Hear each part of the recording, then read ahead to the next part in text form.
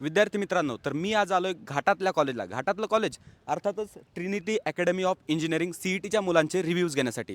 आज तारीख आहे 12 मे आहे आणि सध्या सेकंड शिफ्ट सुटायला एक अर्धा तास वेळ आहे.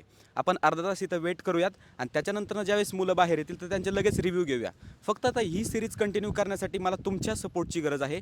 त्याच्यामुळे प्रत्येकाने चॅनलला सबस्क्राईब करा. मी लगेच रिव्ह्यू सुरू करतो. मित्रांनो, आपल्यासोबत नील आहे. त्याचा आत्ताच पेपर झाला आहे. नील, कसा गेला पेपर तुला? पेपर मला खूप सोपा गेला.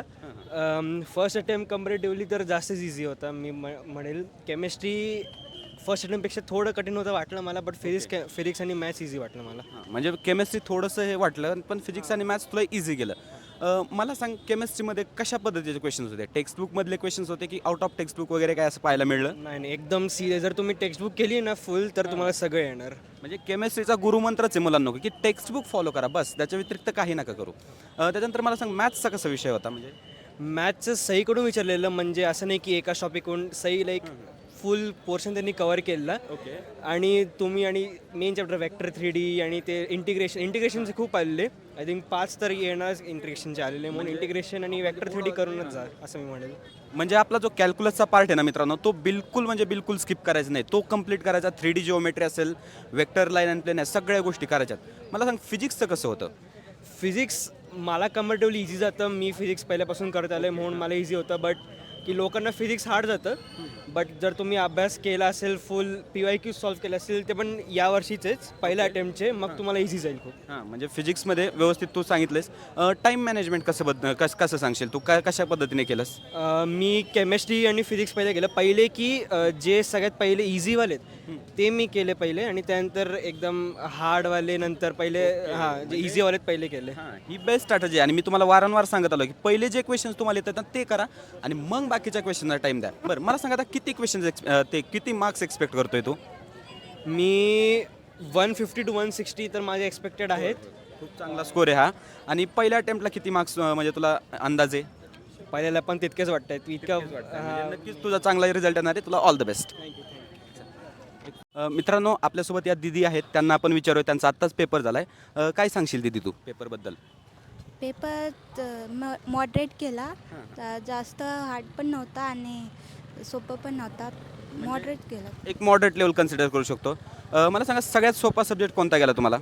केमिस्ट्री सोपं. म्हणजे केमिस्ट्री सोपं गेलं आणि हार्ड फिजिक्स. फिजिक्स गेला. Physics obviously physics. आणि मॅथमॅटिक्समध्ये टाईम वगैरे पुरला का? थोडं टाइम नाही पुरलं. लास्टमध्ये म्हणजे करून थोडंसं टाकलं क्वेश्चन. म्हणजे हां क्वेश्चन तर सगळे अटेम्प्ट केले हां असतील सगळे ना? अटेम्प्ट होय केले. होय. म्हणजे थोडासा टाइम कमी पडला, पण अटेम्प्ट तर केले. हो. मला सांगा, PYQs वगैरे, मॉक टेस्टमधले क्वेश्चन्स, त्याच्यानंतर ना एक्सरसाइजमधले, आपले मिसलेनियस एक्सरसाइजमधले आले होते का क्वेश्चन्स ॲज इट इज वगैरे काय असं?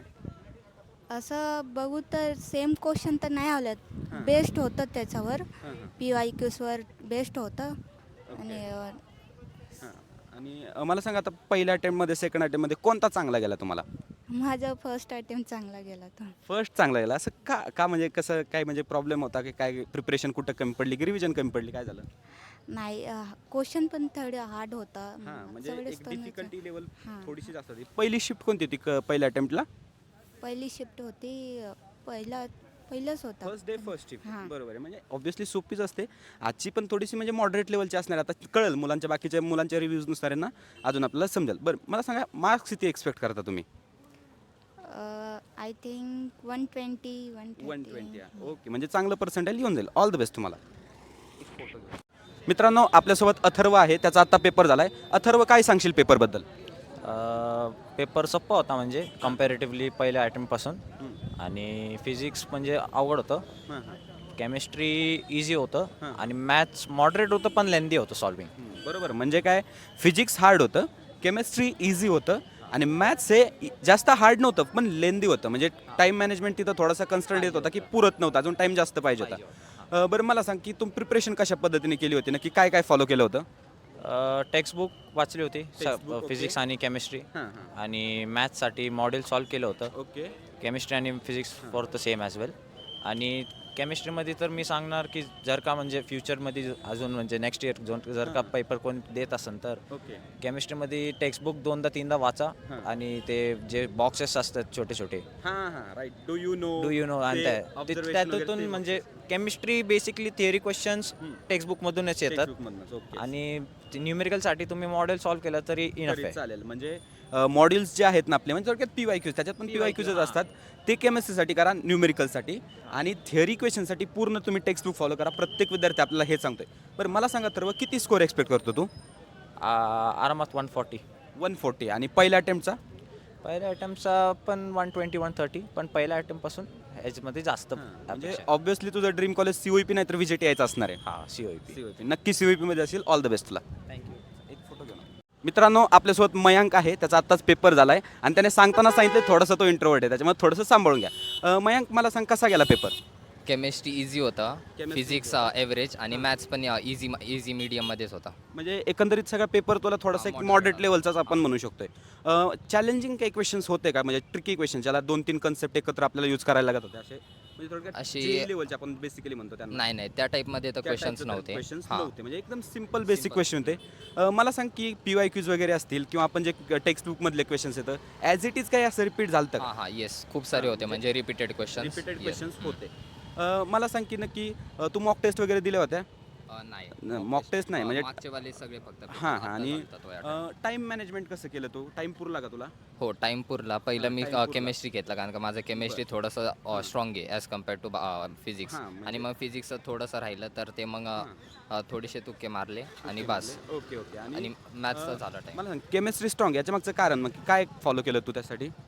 केमिस्ट्रीसाठी ॲक्च्युली 12 बेस NCERTची तीच आमची 12th एक्झाम झाली तेव्हाच ऑर्गॅनिक वगैरे ओके, सगळं ओके, चांगलं म्हणजे होतं. त्याच्यामुळे तुझं केमिस्ट्री स्ट्रॉंग झालं बरोबर आणि तुला केमिस्ट्री चांगला स्कोर येणार आहे. मला सांग की आता जे अपकमिंग शिफ्ट्स आहेत आपल्या तर त्याच्यामध्ये तू काय सांगशील म्हणून काय गाईड करशील?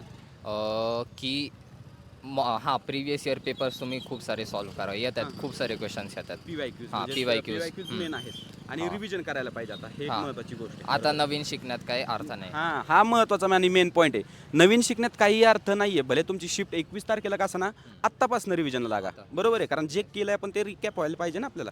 ओके धन्यवाद. Thank you sir. विद्यार्थी मित्रांनो एका शब्दात जर सांगायचं म्हटलं पेपर कसा होता तर मी तुम्हाला सांगेल पेपर हा मॉडरेट होता. जास्त अवघडही नव्हता आणि जास्त सोपाही नव्हता. फिजिक्स जर पाहिलं तर फिजिक्स मॉडरेट होतं. केमिस्ट्री इझी लेवलचं होतं आणि केमिस्ट्री इझी सब्जेक्ट आहे त्याच्यामुळे मुलांना इझी जातोच तो. आणि मॅथमॅटिक्सचा जर विचार केला तर मॅथमॅटिक्स हे अवघड नव्हतं पण लेंदी होतं म्हणजे एकंदरीत काय तर टाईम मॅनेजमेंटमध्ये थोडासा प्रॉब्लेम येतोय.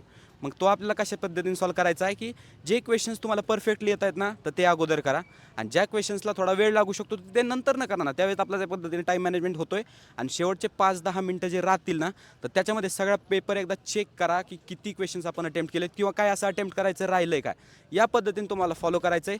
मग ते गायडन्स काय जे असतील त्या गोष्टी म्हणजे इनकमिंग आता तुमचं ॲडमिशन्स असतील काउन्सिलिंग प्रोसेस आहे इंजिनिअरिंग आहे त्या सर्वांसाठी तुमच्याकडे आपलं चॅनल आहे त्याच्यामुळे आपल्या चॅनलला नक्की सबस्क्राईब करा. All the best.